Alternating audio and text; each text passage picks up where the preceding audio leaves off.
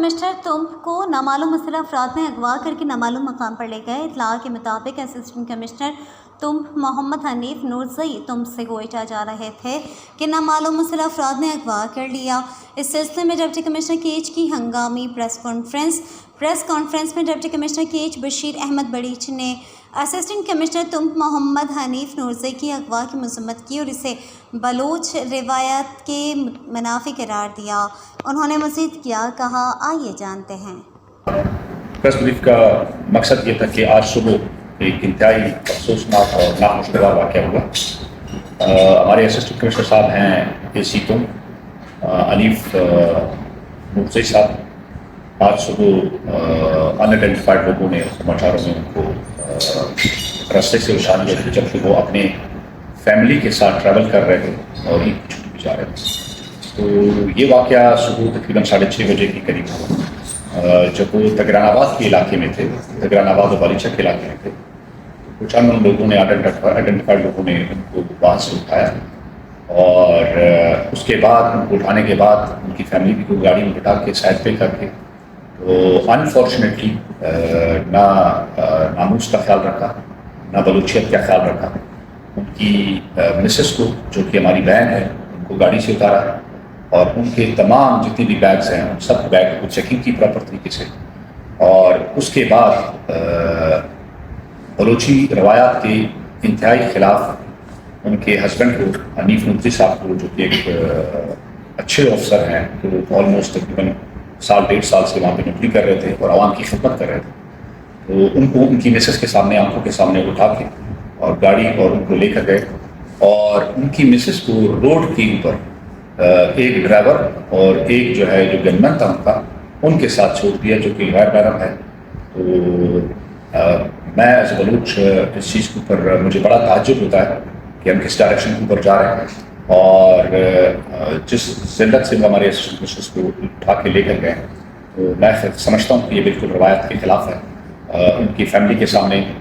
ڈس respect کرنا، اس کی family کو ڈس رسپیکٹ کرنا، صبح 6:30 بجے ایک گن مین اور ایک ڈرائیور کے ساتھ اس کی فیملی کو چھوڑ دینا جو کہ بالکل تنہا عورت ہے۔ تو میں میرے پاس اسپیچ لیس اس معاملے میں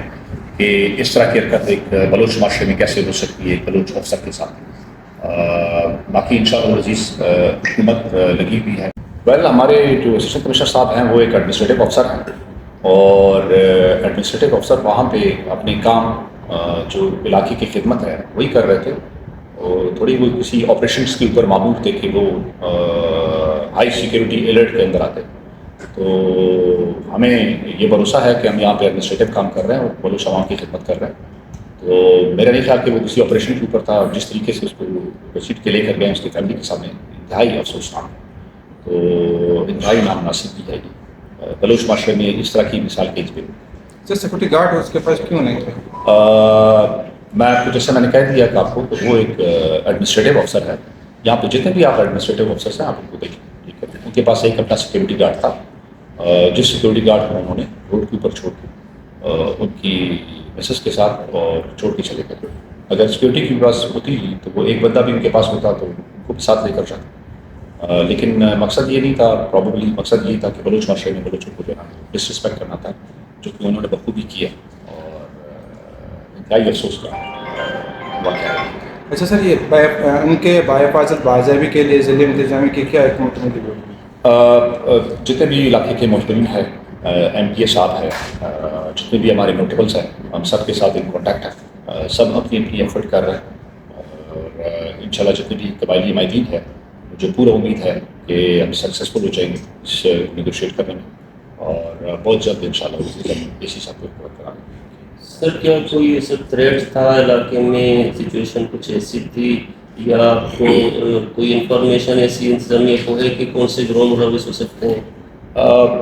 میرے خیال میں یہ بہت قبل وقت ہے۔ باقی ایسا سچویشن کی بات کریں تو سچویشن پاکستان کو آلموسٹ 15 سے 20 سال ہو گئے، محدود ہی ہے، خراب ہی ہے، لیکن ہیونگ سیڈ دیٹ جتنی بھی ڈسٹرکٹ ایڈمنسٹریشن کی، جتنے بھی باقی جتنے بھی ہمارے ڈپارٹمنٹس تھے وہ بخوبی اپنا کام کر رہے تھے اور 1.5 سال کے عرصے کے بعد اس طرح کا ناخوشگوار واقعہ ہونا اور وہ بھی ایک بلوچ معاشرے میں ایک فیملی کے ساتھ ایک افسر کو گاڑی سے اتارنا، میرے خیال میں یہ ہمارے لیے بھی ایک سوال نشان ہے، اور اوور آل جو علاقے کے معتبرین ہیں ان کے لیے بھی سوال نشان ہے۔